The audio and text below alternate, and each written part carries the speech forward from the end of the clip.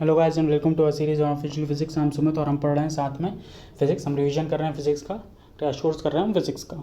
ठीक है, तो अभी तक हमने काफ़ी सारी चीज़ें पढ़ी। आज हम पढ़ने वाले हैं फ्लूइड मैकेनिक्स। आज हम स्टार्ट कर रहे हैं फ्लूइड मैकेनिक्स। भाई मैकेनिक्स क्या होता है ये तो आपको मालूम है, स्टडी ऑफ फोर्स या मोशन। ठीक है, ये हो गया आपका मैकेनिक्स। फोर्स या मोशन की स्टडी किसी भी ऑब्जेक्ट पे मैकेनिक्स हो गया। तो आप इसकी स्टडी कर चुके हो। आपने देखा भाई कोई बॉल रहती है, उस पर फ्रिक्शन देखा आपने लगता हुआ, आपने किसी ऑब्जेक्ट है उसका एक्सेलरेशन, मास, ये सब निकाला। आपने देखा उस पर और कौन कौन से नॉर्मल रिएक्शन होता है, स्प्रिंग फोर्स होता है, टेंशन होता है, ये सब चीज़ों की आपने स्टडी करी। लेकिन इन सारी चीज़ों में एक चीज़ कॉमन थी कि आपने जो भी स्टडी करी है वो किसी सॉलिड ऑब्जेक्ट पे करी है, किसी रिजिड बॉडी पे करी है। आपने किसी भी ऐसी बॉडी की स्टडी अभी तक नहीं करी है, हमने किसी भी ऐसी बॉडी की पढ़ाई अभी तक नहीं करी है जिस पे आपने फोर्स लगाया और वो फ्लो होने लगा। ठीक है, ऐसी बॉडीज़ की हमने पढ़ाई नहीं करी है। आज हम उन्हीं बॉडीज़ की बात करने वाले हैं, उसी के इंट्रोडक्शन में जाने वाले हैं हम आज। तो ऐसे ऑब्जेक्ट्स जो on application of force flow होने लगते हैं उनको फ्लूइड बोलते हैं। Right, anything which can flow basically is fluid. Layman terms में, नॉर्मल भाषा में बोलूँ तो यही होता है, anything which can flow is fluid. ये सबसे ज़्यादा कॉमन डेफिनेशन है, लेकिन ये सबसे ज़्यादा प्रिसाइज डेफिनेशन भी है। Anything which can flow is fluid, आप याद रखिए। इसके पहले मैं भाई फ्लूइड की और बात करूँ, मैं और भी चीज़ें कुछ डिस्कस करना चाहता हूँ बहुत जल्दी जल्दी, क्योंकि ये सब आप पढ़ चुके हैं। स्टेट ऑफ मैटर क्या होती हैं? तीन होती हैं, सॉलिड, लिक्विड और गैशियस। अब कोई उठ के आएगा बोलेगा बच्चा नहीं नहीं वो प्लाज्मा भी होती है, फिर कोई बोलेगा बोस-आइंस्टाइन कंडेंसेट भी होती है, फिर कोई है ना बोलेगा नहीं नहीं 12 होती है, मैंने नेट पे पढ़ा था 12 हो गई हैं आजकल, ये तीन तो बहुत पुराना है। हाँ तो भाई यही तीन बेसिक स्टेट्स होती हैं। आपको ऐसा ऐसा है कि आप घूमने जा रहे हो, प्लाज्मा दिख गया, आप कहीं गए आपको बोस-आइंस्टाइन कंडेंसेट दिख गया, नहीं ना, आपको यही तीनों चीज़ें तो दिखती हैं, सॉलिड, लिक्विड और गैसेस। पहले जो चीज़ दिखती हैं, जो नॉर्मल होती हैं, उनकी स्टडी कर लेते हैं। अब जो चीज़ extreme condition, extreme pressure, extreme temperature पर फाइंड होती हैं, उनकी स्टडी बाद में है। ठीक है, जब आप अगर कभी फिजिक्स को आगे और पढ़ोगे तो शायद करोगे। तो लेट अस मूव ऑन। तीन स्टेट होती हैं, सॉलिड, लिक्विड, गैसेस। आपको मालूम है सॉलिड क्या होता है, बहुत जल्दी जल्दी मैं पढ़ाऊँगा क्योंकि ये आपको मालूम है। वो चीज़ें होती हैं जिनका फोर्स लगने पर शेप चेंज नहीं होता है, जिनमें जो पार्टिकल्स रहते हैं वो पास पास रहते हैं। ठीक है, लिक्विड क्या होता है, वो चीज़ें जिन पे फोर्स लगने पे शेप चेंज होने लगता है। ठीक है, आप अगर ग्लास में डालोगे तो ग्लास का शेप ले लेगी, आप किसी और कंटेनर में डालोगे तो उस कंटेनर का शेप ले लेगी। इसके जो पार्टिकल होते हैं वो दूर होते हैं। गैसियस स्टेट क्या होती है, जो आपको एग्जाम्पल में दिख रही है स्मोक, ये गैसियस स्टेट है। ठीक है, इसमें जो पार्टिकल रहते हैं वो और दूर दूर रहते हैं, और इसमें जो फ्लो रहता है वो गैस से भी वो फ्लूइड से भी, वो लिक्विड से भी ज़्यादा रहता है। ठीक है, तो लिक्विड और गैस दोनों फ्लो होती हैं, तो ये दोनों फ्लूइड हो गई। Anything which can flow is fluid, मैंने बोला था। तो ये दोनों चीज़ें मिला के बनाती हैं फ्लूइड। लिक्विड और गैसियस स्टेट दोनों फ्लूइड का पार्ट होती हैं। राइट, तो नाउ हमें फ्लूइड की बात करनी है, तो मैं सॉलिड की नहीं, मैं भी सिर्फ लिक्विड और गैसियस स्टेट की बात करना चाहता हूँ, उसी की बात करता हूँ। व्हाट इज़ फ्लूइड, थोड़ा टेक्निकली डिफाइन कर लेते हैं। Fluid is a substance that can flow, ठीक बात है। It conforms to boundaries of container, जिस कंटेनर में डालोगे उसकी बाउंड्रीज का शेप ले लेती है। ठीक है, क्यों ले लेती है? क्योंकि वो शेयरिंग स्ट्रेस विथस्टैंड नहीं कर पाती है, उस पर शेयरिंग स्ट्रेस लगाओ तो वो अपना शेप चेंज कर लेती है। ठीक है, क्या होता है जब आप इस पानी को इस ग्लास में डालते हो, ठीक है, लेट मी जूम इट, आप जब इस पानी को इस ग्लास में डालोगे तो वो क्या होता है, इस पानी ग्लास की जो बाउंड्रीज हैं वो उस फ्लूइड पे एक शेयरिंग फोर्स लगाती हैं। तो फ्लूइड शेयरिंग फोर्स नहीं झेल पाती है, तो जब वो नहीं झेल पाती है तो वो क्या कर लेती है, तो जैसा शेप उसका रहता है वो वैसा शेप ले लेती है। ठीक है, जिससे उस पर कोई फोर्स नहीं लगे। ऐसे ही होता है, अगर आप कोई कंडीशन नहीं झेल पाते हो तो क्या करते हो, वैसे ही शेप ले लेते हो जिससे जिससे उस पर कोई फोर्स नहीं लगे। तो फ्लूइड के पार्टिकल्स भी यही करते हैं, उन पर शेयरिंग स्ट्रेस लगती है, तो उनका पास रेजिस्टेंस नहीं है शेयरिंग स्ट्रेस को झेलने का। तो वो क्या करते हैं, बोलते हैं ठीक है भाई मैं तो नहीं झेल पाता, तो इससे अच्छा मैं कि ये ले लेता हूँ, इसी बॉडी का शेप ले लेता हूँ, तो इससे मेरे पे कम से कम स्ट्रेस लगना तो बंद हो जाएगा। ठीक है, तो फ्लूइड अपना शेप चेंज कर लेते हैं, वो फ्लेक्सिबल होते हैं। राइट, गैसेस के साथ भी सेम चीज़ होती है, तो इसलिए वो अपना शेप चेंज कर लेते हैं। क्यों? क्योंकि शेयरिंग स्ट्रेस विथस्टैंड नहीं कर पाते हैं। अब it can however exert a force, भैया वो चेंज नहीं कर पाते हैं, चेंज कर लेते हैं, शेयरिंग स्ट्रेस नहीं झेल पाते, इसका मतलब ये नहीं कि वो फालतू हैं, वो एक फोर्स लगा सकते हैं जो परपेंडिकुलर टू द सरफेस होता है। ठीक है, वो इसी सरफेस पे एक परपेंडिकुलर फोर्स लगाते हैं, उस फोर्स की स्टडी हम अभी करेंगे। उस फोर्स की स्टडी करेंगे with help of pressure, pressure की मदद से मैं उस फोर्स को आपको समझाऊंगा, उस फोर्स की स्टडी करेंगे हम। ठीक है, तो क्या होता है फ्लूइड, आपने देख लिया, एनीथिंग विच कैन फ्लो, और आगे भी जो जो चीज़ें होती हैं आपने देख ली हैं। एग्जाम्पल क्या होते हैं, लिक्विड स्टेट और gaseous state. Now moving on, pressure. भाई डे टू डे लैंग्वेज में मैंने बहुत सुना है, आपने भी सुना होगा, पानी आता है, जो गाँव में होंगे उन्होंने सुना होगा, या फिर जो थोड़े उस टाउन में बी टाउन्स में होंगे उन्होंने सुना होगा कि भाई वो पानी आ गया, पानी का प्रेशर तेज़ है, आज पानी का प्रेशर कम है। जब पानी की कमी होती है गर्मियों में ऐसे ही होता है। तो भाई ये पानी का प्रेशर तेज़ है, प्रेशर कम है, तो ये प्रेशर होता क्या है, व्हाट इज़ दिस प्रेशर। भाई आप तो देखते हो, यही समझते हो, अगर ज़्यादा पानी आ रहा है या तेज़ रफ्तार से आ रहा है तो आप बोल देते हो प्रेशर ज़्यादा है, ठीक है। What is actually pressure, physics के टर्म में pressure is force per unit area, ठीक है, फोर्स पर यूनिट एरिया। कौन सा force, normal force per unit area, ठीक है, normal force per unit area. Unit क्या होगा, फोर्स अपॉन एरिया। फोर्स का क्या होता है न्यूटन, एरिया का क्या होता है metre square, Newton per metre square, इसका हो गया एसआई यूनिट, ठीक है। इस न्यूटन पर मीटर स्क्वायर या फिर पास्कल बोल दिया जाता है उसको, 1 pascal is equal to 1 newton per metre square. Pascal क्यों, एक साइंटिस्ट था, उसके रिस्पेक्ट में जिस तरह फोर्स का यूनिट न्यूटन केजी मीटर पर सेकेंड स्क्वायर होता है, उसी तरह प्रेशर का unit pascal Newton per metre square होता है, ठीक है। अब आप बोलोगे ठीक है, किसी भी क्वांटिटी का आप पढ़ते हो, जैसे आपने फोर्स पढ़ा, मैंने बताया वेक्टर है, डिस्प्लेसमेंट वेक्टर है, डिस्टेंस स्केलर है, टेम्परेचर स्केलर है। तो भाई प्रेशर क्या होता है, वेक्टर है कि स्केलर है। बहुत इंटरेस्टिंग चीज़ है प्रेशर का यूनिट डिफाइन करना। कैसे, मान लीजिए कोई कंटेनर है, उसमें एक पॉइंट है, ये पॉइंट मैंने जो ड्रॉ करा है, इस पॉइंट पे प्रेशर फाइंड करना है आपको। इस पॉइंट पे आपने प्रेशर फाइंड कर लिया, जो वैल्यू फाइंड करी वो 10 पास्कल है। अब आप बोलोगे कि मेरे को इसकी डायरेक्शन बताओ। बेसिकली प्रेशर हर डायरेक्शन में लगता है। आप बोलोगे ऐसे कैसे, भाई फोर्स तो हमने देखा एक डायरेक्शन में लगता है, हाँ, लेकिन प्रेशर हर डायरेक्शन में लगता है, ठीक है। ये जो हर डायरेक्शन में एरोज हैं आपको यही शो कर रहे हैं। तो ये लगेगा कहाँ, बोले हर डायरेक्शन में लगता है तो ठीक है, लेकिन लगेगा कहाँ, लगेगा कैसे, ये तो बताओ आप।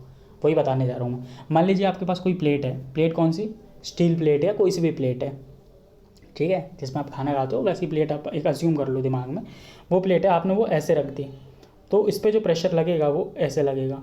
ऐसे रख दी तो प्रेशर ऐसे लगेगा। आपने ऐसे वर्टिकली रख दी तो प्रेशर ऐसा लगेगा, बेसिकली परपेंडिकुलर डायरेक्शन में लगेगा। आपने ऐसे हॉरिजॉन्टली रख दी तो प्रेशर ऐसा लगने लगेगा। किसी और एंगल पे रख दी तो प्रेशर फिर ऐसा लगने लगेगा, परपेंडिकुलर डायरेक्शन में। तो बेसिकली प्रेशर डिपेंड करता है सरफेस पे। आप जहाँ सरफेस रख दोगे या जहाँ सरफेस आ जाएगा, प्रेशर उसके परपेंडिकुलर डायरेक्शन में लगने लगता है। प्रेशर की कोई फिक्स डायरेक्शन नहीं होती है, it acts on all direction, इसलिए बोला जाता है कि आप जहाँ सरफेस रख दोगे प्रेशर वैसा लगने लगेगा। तो pressure is a scalar quantity, it do not have a fix direction, it have a fix magnitude. उसका मैग्नीट्यूड फिक्स रहता है लेकिन उसकी डायरेक्शन फिक्स नहीं रहती, इसलिए वो स्केलर क्वांटिटी है, ठीक है। Remember this. Now moving on.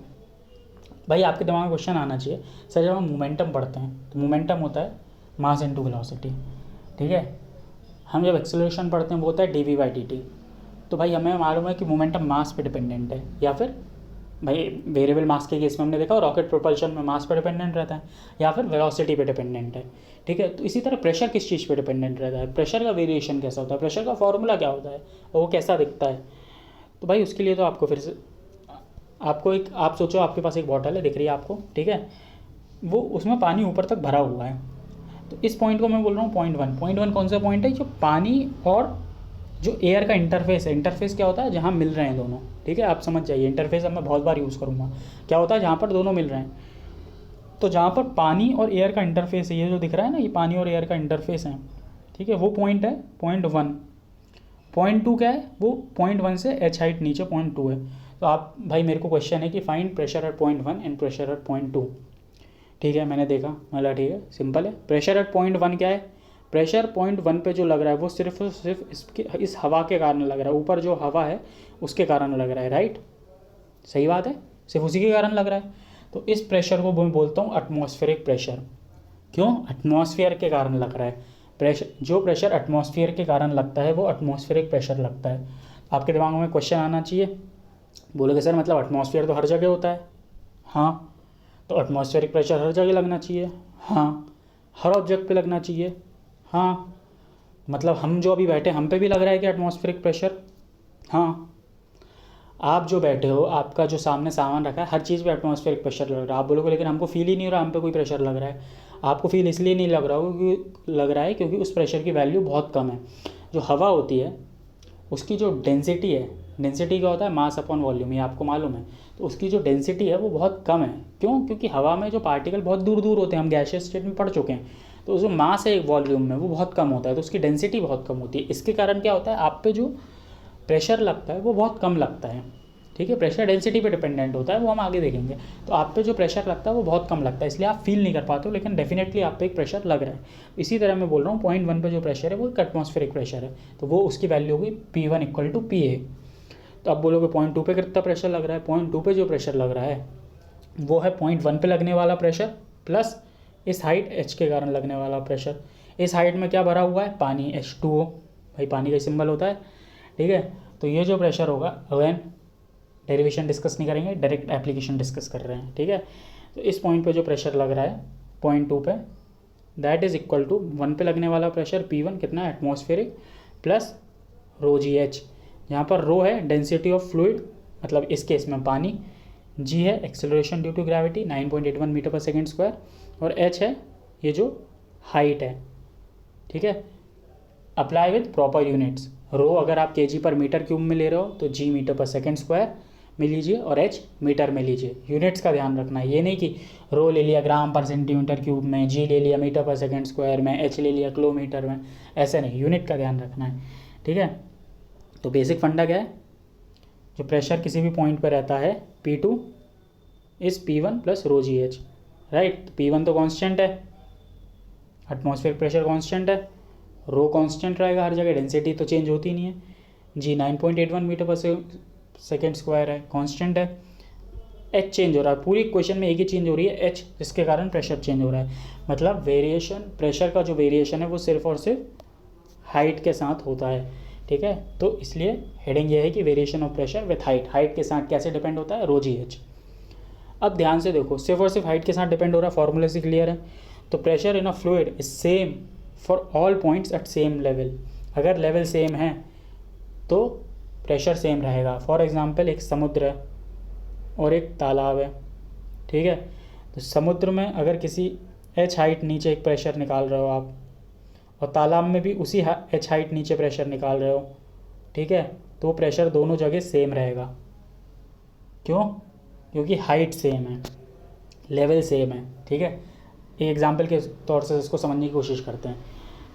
मान लीजिए आपके पास 3 अलग अलग ग्लास हैं, 2 ग्लास हैं, एक बॉटल है। कॉमन ये है कि इनको जो भरा हुआ है, इनका जो इंटरफेस है, इनको एक ही लेवल तक भरा हुआ है। ये जो डॉटेड लाइन है वो वही शो कर रही है, इसको इसी लेवल तक भरा हुआ है। कलर चेंज कर लेते हैं, इसको इसी लेवल तक भरा हुआ है, ये डॉटेड लाइन शो कर रही है, ठीक है। तीनों का लेवल सेम है। और मेरे को पूछा गया है कि आप भाई मेरे को h हाइट नीचे तीनों केसेस में, ये जो हाइट दिख रही है h है, तीनों केसेस में h हाइट नीचे आप मेरे को प्रेशर निकाल के बताओ। तो मैंने पहला केस लिया, पहला सिंपल है, मैंने अभी पढ़ा है। इस पर कितना होगा, PA plus ρgh, atmospheric pressure plus ρgh, तीनों में पानी भरा है तो तीनों की डेंसिटी पानी, रो मतलब पानी की डेंसिटी। दूसरे केस में PA प्लस ρgh, तीसरे केस में PA प्लस ρgh, तीनों केस में सेम आ रहा है। तो वही है, इसका मतलब अगर हाइट सेम है, हाइट का वेरिएशन सेम है, तो जो प्रेशर का वेरिएशन होगा वो भी उतना ही रहेगा, राइट। तो इस चीज़ का कोई फ़र्क नहीं पड़ रहा है कि इसके ऊपर कितना पानी है। देखो आप, यहाँ पर हो सकता है ज़्यादा पानी हो, बॉटल में और ज़्यादा पानी हो, ये गिलास में कम पानी है थोड़ा। तीनों में जो पानी है वो अलग अलग, तीनों पानी का जो अमाउंट है वो अलग अलग है, पानी का जो मास है वो अलग अलग है, लेकिन तीनों में जो प्रेशर है वो सेम है, वो सेम है, ठीक है। तो पानी के अमाउंट से या फ्लूइड के अमाउंट से प्रेशर पे कोई डिपेंडेंसी नहीं है, फ्लूइड का अमाउंट की प्रेशर पे कोई डिपेंडेंसी नहीं है। प्रेशर की सिर्फ और सिर्फ एक ही चीज़ पे डिपेंडेंसी है, वो है हाइट h पे, राइट। तो pressure in a fluid is same for all points at same level, ये इस चीज़ को शो कर रहा है। नाउ आप बोलोगे ठीक है भाई प्रेशर के बारे में आपने बहुत चीज़ें बता दी, समझ में आया, वो डायरेक्शन भी समझ में आई, लेकिन लगाते कैसे हैं प्रेशर, ये तो बताओ। जैसे फोर्स लगाने के लिए तो मैं धक्का दे देता हूँ, फोर्स लग जाता है, ठीक है। प्रेशर कैसे लगाते हैं भाई? कोई ऑब्जेक्ट है, मान लीजिए एक वेसल है, उस वेसल में पानी भरा हुआ है, ऊपर से मैंने एयर टाइट कर दिया उसको और एक पिस्टन लगा दिया है ऐसा। अब मैं उस पर पिस्टन पे कुछ फोर्स लगा रहा हूँ, कितना फोर्स लगा रहा हूँ, F फोर्स लगा रहा हूँ। इस पिस्टन का एरिया कितना है, A एरिया है, तो इस पर जो प्रेशर लगेगा वो लगेगा फोर्स अपॉन एरिया। लो आपने लगा दिया pressure, this is how you apply pressure. इस तरह से आप प्रेशर अप्लाई करते हो। आप बोलोगे ठीक है सर, प्रेशर अप्लाई करते हैं, हर चीज़ की एक प्रैक्टिकल एप्लीकेशन होती है, इसका भी कुछ होगा। हाँ है, इनफैक्ट बहुत सारी हैं, कुछ एक तो बताओ, तो वही बताने जा रहा हूँ मैं। क्या होता है, अगर आप कभी गाड़ी अपनी सर्विसिंग कराने गए हो पापा के साथ, या फिर कभी अपनी बाइक ही सर्विस कराने गए हो, कार भी नहीं, तो आपने देखा होगा वहाँ पर एक ऐसा स्टैंड बना होता है जिस पे आपकी कार को खड़ा करा जाता है। ठीक है, यहाँ पर आपको दिख रहा है, इस स्टैंड पे आपकी कार को खड़ा करता है वो। फिर दूसरी ओर थोड़े दूर पे एक ऐसा पिस्टन रहता है, एक आदमी जाता है उस पिस्टन को ऐसे नीचे दबाता है, उससे क्या होता है वो पिस्टन नीचे दबता है और आपकी कार ऊपर उठती है। आपने देखा यहाँ पर क्या चमत्कार हुआ भाई, एक आदमी ने कार को बड़ी आसानी से उठा लिया। आप जाओ नीचे, अभी आपके घर में कार बाइक कुछ भी रखी होगी, उठा के देखो, उठा पाओगे क्या? नहीं। लेकिन इसने उठा लिया, क्यों? उसमें ज़्यादा दम है क्या? ऐसा नहीं है, वो भी आप भी वहाँ पर दबाओगे तो आप भी उठा लोगे। और ऐसा भी नहीं कि वहाँ पर जाके कुछ स्पेशल आपको एनर्जी मिल जाएगी। It is all because of physics. कैसे? देखते हैं। देखो भाई, जब इस आदमी ने यहाँ पर दबाया तो इसने कुछ फोर्स F लगाया होगा, ठीक बात है। उस फोर्स के कारण कुछ प्रेशर जनरेट हुआ होगा। वो प्रेशर कितना जनरेट हुआ होगा? F upon area, force per unit area, right. मान लीजिए न्यूमेरिकल वैल्यू से समझाता हूँ, उसने 10 न्यूटन का फोर्स लगाया 1 मीटर स्क्वायर एरिया पे। मानने में क्या जा रहा है, हाइपोथेटिकल वैल्यूज़ हैं। तो उसने जो प्रेशर लगाया वो कितना लगा? 10/1। तो प्रेशर कितना लगा? 10 पास्कल। वो 10 पास्कल यहाँ से ऐसे ट्रांसमिट हो जाएगा। तो अब यहाँ पर कितना प्रेशर लग रहा है? 10 पास्कल। तो इस प्रेशर के कारण यहाँ पर फोर्स कितना लग रहा है? फोर्स क्या होगा? Pressure into area. मान लीजिए यहाँ पर एरिया अगर 1 था, क्लियरली यहाँ पर दिख रहा है एरिया ज़्यादा है, तो यहाँ पर एरिया मान लीजिए 10 है, तो इसके कारण जो वो लग रहा होगा फोर्स, वो लग रहा होगा प्रेशर 10 इंटू एरिया 10, मतलब 100, राइट। 100 मतलब आपने 10 फोर्स लगाया। फोर्स तो 10 न्यूटन लगाया था, लग कितना गया? लग गया 100 न्यूटन। तो अब जब फोर्स ज़्यादा लग गया है तो कार उठी जाएगी भाई, ज़्यादा फोर्स चाहिए रहता है कार को उठाने के लिए। आपने लगाया तो 10 ही था, लेकिन लग गया है 100, तो इसके कारण ये कार उठ जाती है। ये प्रेशर का एक एप्लीकेशन है। आप बोलोगे ये तो बहुत अच्छी बात है, ठीक है। बोले मैंने काम कम करा और काम ज़्यादा हो गया। नहीं, ये स्टेटमेंट आपको अपना वापस लेना पड़ेगा, क्योंकि आपने यहाँ पर जितना वर्क करा है, वर्क यहाँ पर भी उतना ही हुआ है, ठीक है। आपको सिर्फ फोर्स की वैल्यू मैग्नीफाई हुई है, राइट। सिर्फ और सिर्फ फोर्स की वैल्यू मैग्नीफाई हुई है और किसी चीज़ की नहीं। वर्क डन उतना ही है। कैसे? आपने यहाँ पर जो फोर्स लगाया था, मान लीजिए आपने 10 फोर्स लगाया था, तो इसके कारण यहाँ पर मान लीजिए 10 यूनिट का डिस्प्लेसमेंट हो रहा था, ठीक है। तो वर्क डन कितना हो गया? F dot D x 10 into 10 100। यहाँ पर फोर्स 100 जरूर लग रहा है, लेकिन यहाँ पर जो डिस्प्लेसमेंट होगा वो 10 के बराबर नहीं होगा। यहाँ पर जो डिस्प्लेसमेंट होगा वो 1 यूनिट ही होगा, ठीक है। तो 100 इंटू 1, यहाँ पर जो वर्क डन है वही वर्क डन यहाँ पर ही है, ठीक है। तो work done remain same. Energy conservation principle define नहीं हो रहा है, सिर्फ और सिर्फ फोर्स मैग्नीफाई हो रहा है, जिसके कारण आपका काम हो जा रहा है, ठीक है। तो भैया एनर्जी कंजर्वेशन तो वही रहेगा, वर्क डन उतना ही है दोनों जगह, बस फोर्स की वैल्यू मैग्नीफाई हो जा रही है। यही पास्कल लॉ है। और क्या पास्कल लॉ बोलता है कि change in pressure applied at a enclosed fluid is transmitted undiminished to every portion of fluid, ठीक है। मतलब अगर कोई प्रेशर आप एक पॉइंट पे लगाते हो तो वही प्रेशर दूसरी पॉइंट पे भी ट्रांसमिट हो जाता है, ठीक है। ये पास्कल लॉ का एक स्टेटमेंट है, ठीक है। आप जो प्रेशर यहाँ पर चेंज करोगे वही चेंज यहाँ पर भी पाओगे, ठीक है। ऐसा नहीं है कि यहाँ पर 10 करा यहाँ पर 1 पाया। तो प्रेशर जो प्रेशर ट्रांसमिशन होता है वो फ्लूइड में, एनक्लोज्ड फ्लूइड में, ठीक है, कहीं से कोई लीकेज नहीं होना चाहिए, वो सेम रहता है। ये पास्कल लॉ आपको बताता है। This is what Pascal law tells you. तो guys that's it for today. हमने प्रेशर देखा, पास्कल लॉ पढ़ा, हमने काफ़ी सारी चीज़ें पढ़ ली हैं। आप इनके बेसिस पे एग्जाम्पल ट्राई करिए। नेक्स्ट लेक्चर में हम और भी चीज़ें देखेंगे प्रेशर और फ्लूइड मैकेनिक्स के बारे में, आगे कंटिन्यू करेंगे इसी चीज़ को। तो that's it for today and again I से द सेम थिंग, जाते जाते प्रैक्टिस द क्वेश्चंस, ठीक है। क्वेश्चंस प्रैक्टिस करिए। आई से the same thing. Question series भी इन फ्यूचर मैं लॉन्च करने की सोच रहा हूँ कि क्वेश्चंस भी आपको होते जाएं, लेकिन जब ये ख़त्म हो जाएगी ये सीरीज़ उसके बाद ही लॉन्च कर पाऊँगा मैं, ठीक है। तो that's it for today, thank you. Go and practice is very important. क्यों? एरर्स एलिमिनेट करने के लिए। I always tell you these things, ठीक है। Thank you guys, that's it for today.